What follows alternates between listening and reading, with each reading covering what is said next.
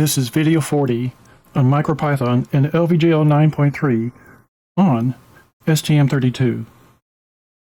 MicroPython had its beginnings on the Pi board. There are a large number of STM32 boards with standard MicroPython firmware. In this video, we discuss firmware with LVGL 9.3 for the STM32F4Discovery Board and demonstrate it with our standard LVGL programs. Please let us know in the comments if you like this example, or let us know if you have suggestions to improve it. For this effort, the STM32F4Discovery Board is used, which includes an ILI9341 display. The board uses a forgotten I2C touch interface. The board has a long history, and the manufacturer updated and replaced components on the board over time, so we left touch calibrated for only landscape mode. We can release an update in the near future after we review viewer comments. As this channel covers multiple small system solutions over time, please subscribe to stay informed and click like, as that really helps. Our goal for this effort is to introduce the STM32F4Discovery Board and discuss a few details pertinent to configuring LVGL 9.3. We will present the microcontroller and the devices on the board. We will discuss the firmware, which includes the LVGL documentation.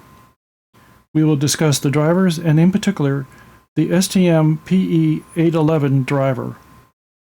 We will briefly look at the driver code. Then we will demonstrate what's become our standard programs.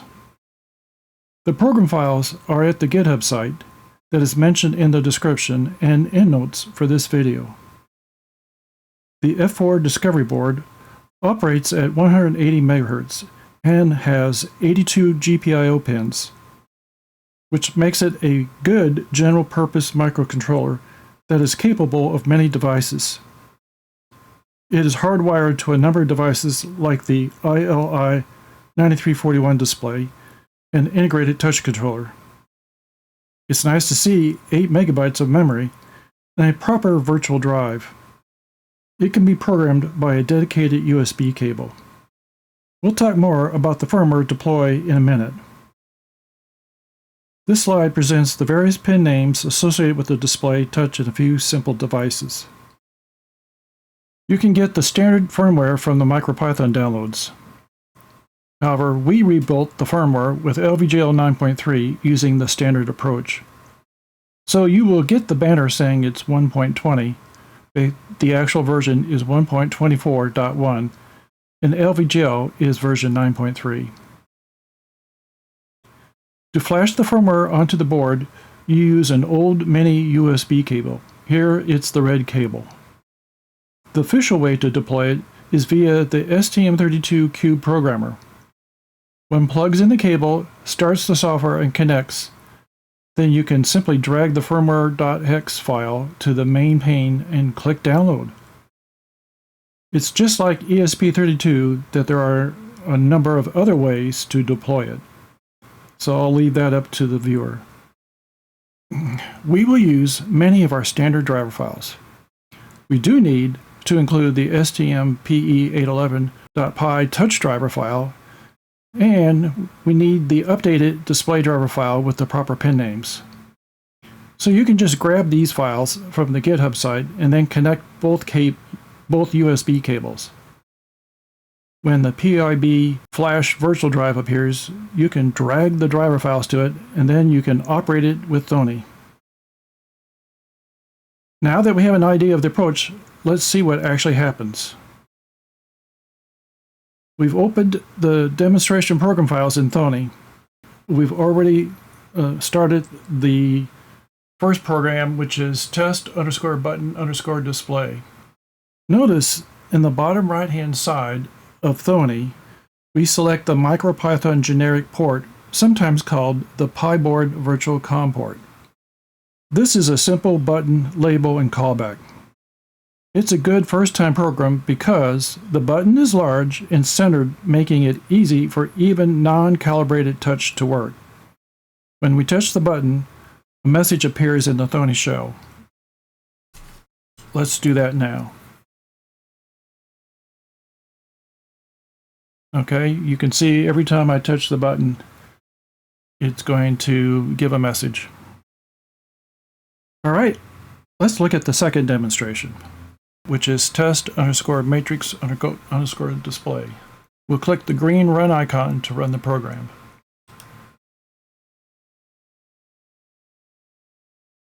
This program is a matrix of buttons.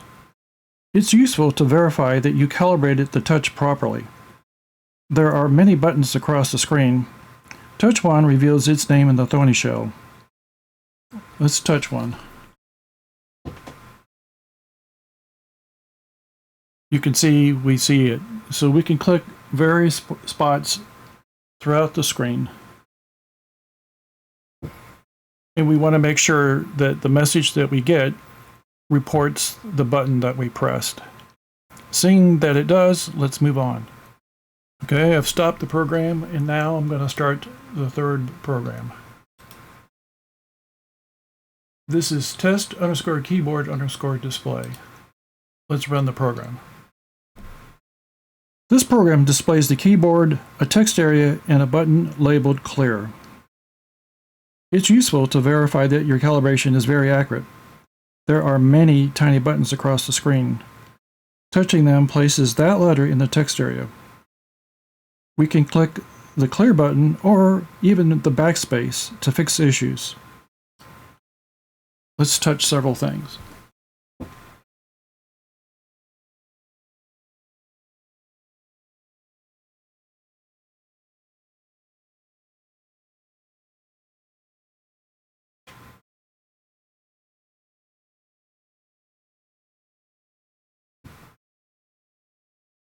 All right, I clicked on 3 letters. You can see that the letter I clicked on is what appeared in the text area.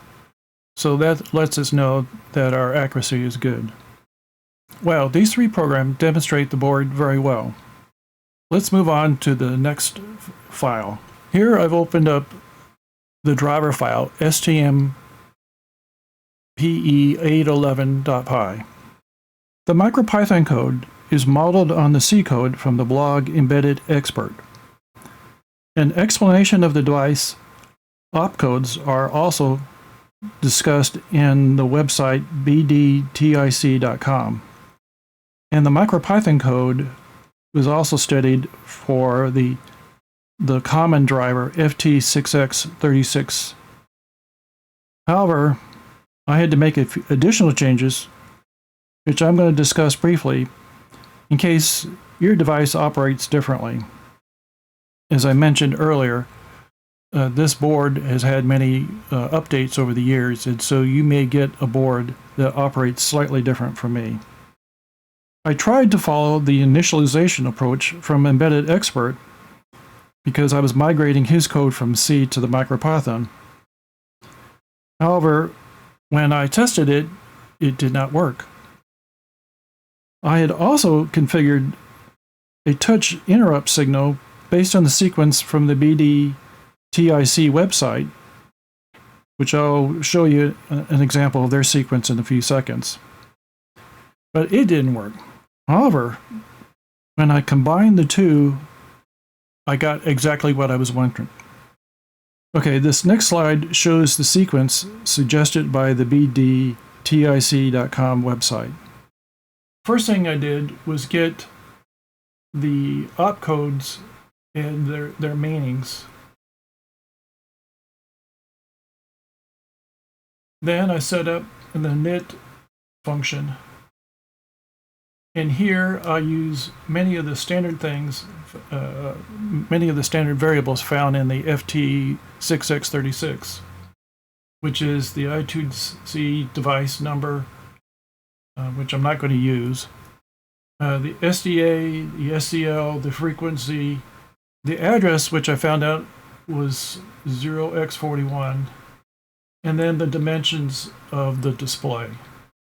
One of the first things I had to change was moving from the original I2C to what's now called soft I2C, as that's the recommended way to go on MicroPython. So here I just passed the pin names that you'll see in the display driver in a little bit. Next, I looked at the datasheet for STM32F4Discovery and I found the addresses of the ID.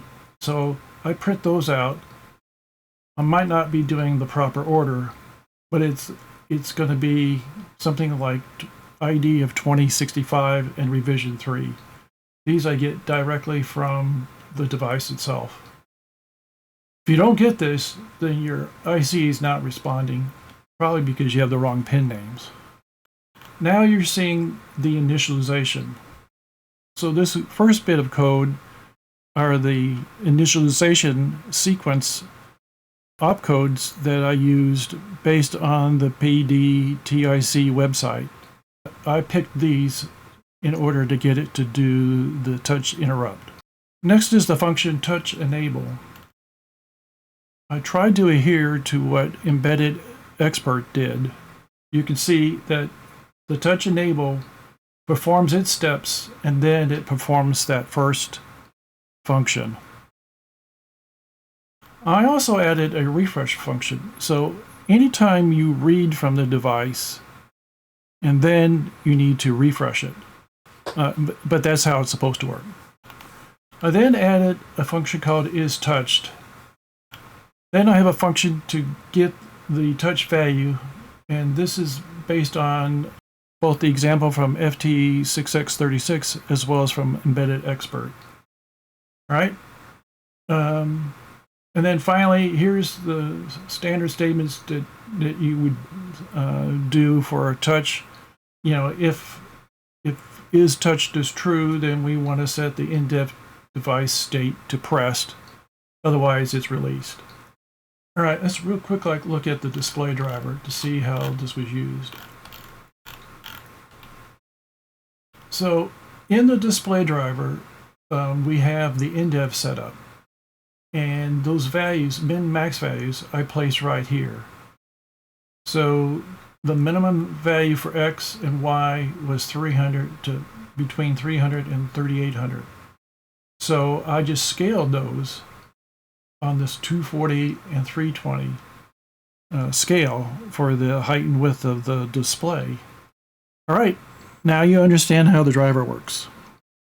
In summary, in this video, we introduced LVGL 9.3 for STM32 by showcasing it on a full development board. Our test rig is the STM32F4Discovery Board, and we built firmware for it. We demonstrated 3 programs that verify the functionality and accuracy of the drivers, and we reviewed the STM32F4Discovery I2C program code. Hopefully you have a better understanding of LVGL 9.3 on an STM32 board. Please comment if you feel other changes are needed. I hope this video helps your LVGL MicroPython coding. Thank you for listening.